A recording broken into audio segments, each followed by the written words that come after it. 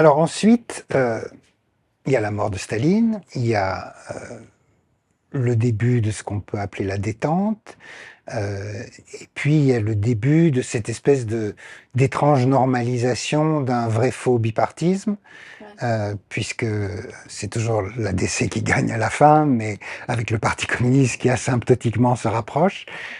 Et donc ça, qu'est-ce que ça fait par rapport au discours des uns et des autres? Alors, si on reprend la chronologie, hein, je dis, il y a un moment de tournant entre 46 et 48, puis après le début des années 50 et cette transformation du discours.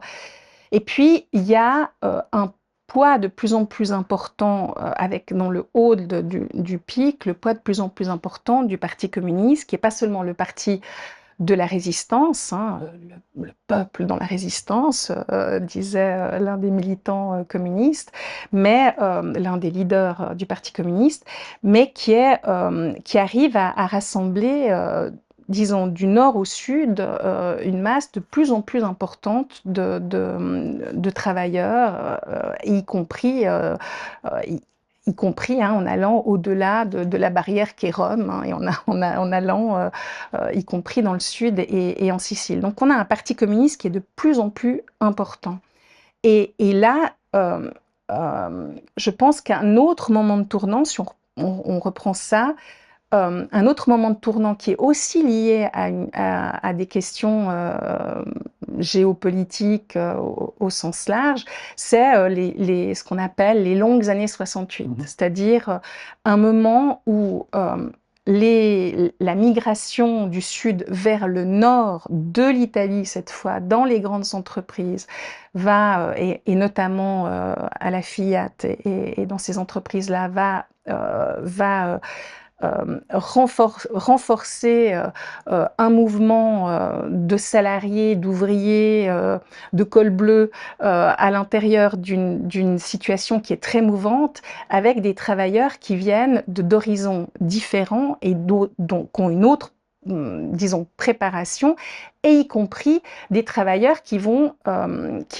dépasser sur leur gauche le Parti communiste.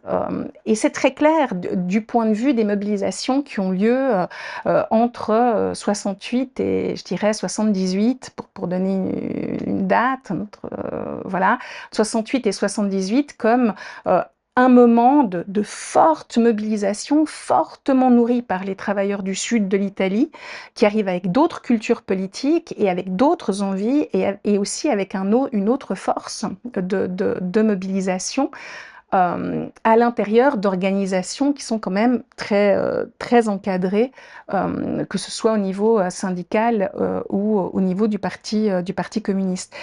Et la place que prennent les mobilisations, vous imaginez, c'est des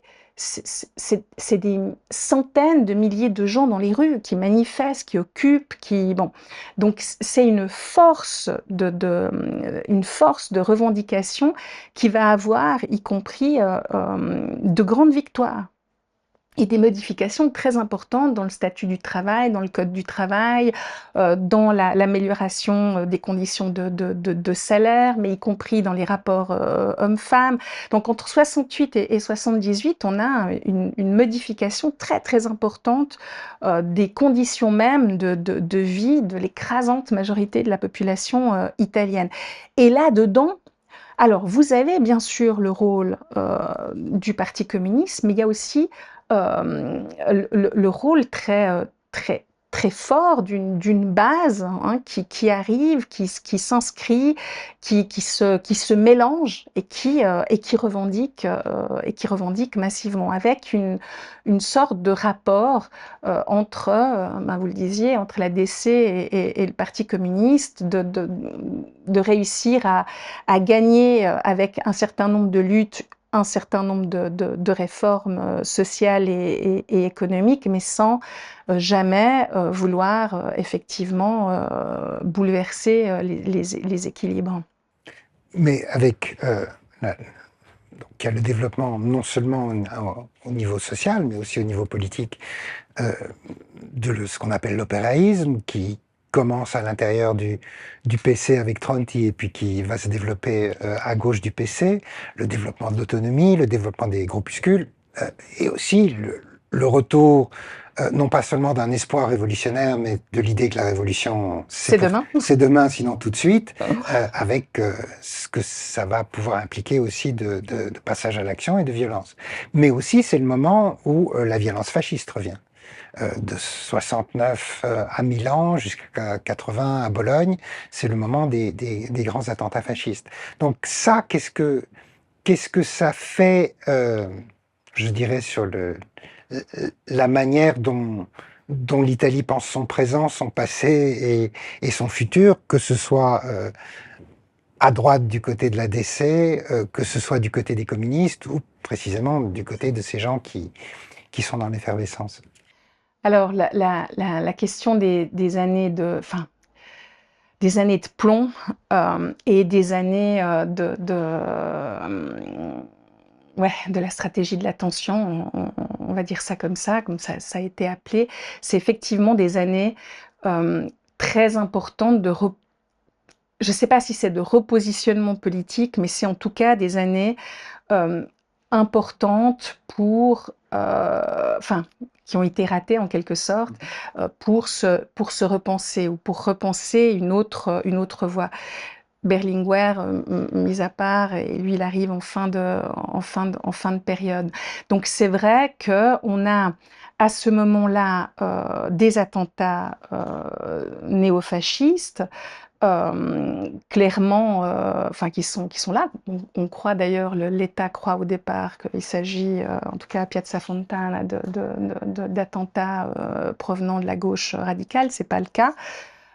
Donc on a cette situation politique instable, qui est aussi soutenue par certains appareils de l'État, voilà, et qui vont autoriser, si vous voulez, une manière de reconstruire ou de revoir la gauche dans la version de la violence, en fait, et de reconstruire une narration d'une gauche profondément violente et d'une gauche antifasciste profondément violente. Bon, donc on a ce type-là de discours qui sera d'ailleurs également repris par les membres du Parti communiste et du Parti socialiste, qui vont très fortement avancer dans une forme de mea culpa sur la violence, et y compris dans une forme de volonté de normalisation, mais qui prennent pas en compte le danger bien réel qui était celui du néofascisme appuyé par des appareils d'État. Oui. Et ça, c'est très clair. Et c'est vrai que ce passage-là, sans ce passage-là, il est difficile d'arriver dans les années 80 et de voir comment la chose se déroule. C'est vraiment le moment, voilà. C'est le moment de Gladio, voilà. Et puis c'est le moment de la loge P2. Et de la loge P2, exactement. Donc c'est vraiment les moments, et c'est là où Berlusconi fait ses premières armes, enfin bref, donc on est dans une... ce qu'étaient, les deux, le Gladio et la loge P2. La loge P2, c'est la loge financée par... disons appuyée autour d'organisations de la droite extrême, bon, pour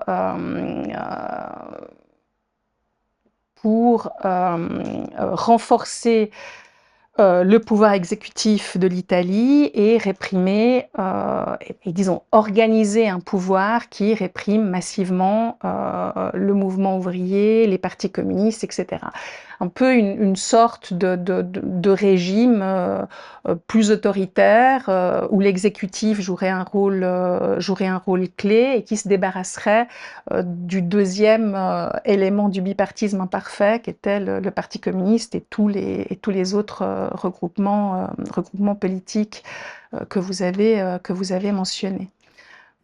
Et la forme institutionnelle, c'est donc cette loge maçonnique, vraie fausse loge maçonnique d'une part, et puis effectivement, ce qui est intéressant, parce qu'on va le revoir dans les évolutions les plus récentes avec Meloni, l'obsession, c'est le renforcement de l'exécutif. C'est-à-dire l'idée d'en finir avec l'équilibre des pouvoirs, et en particulier avec les difficultés que pose le parlementarisme pour assurer un privilège de l'exécutif. Ouais, enfin les difficultés dont on dit que Oui, pose oui, le bien sûr. parlementarisme. Oui, Oui, oui. de leur point de vue. De leur Oui, point bien de sûr. vue. Oui, oui, bien sûr. Voilà, Oui. tout à fait.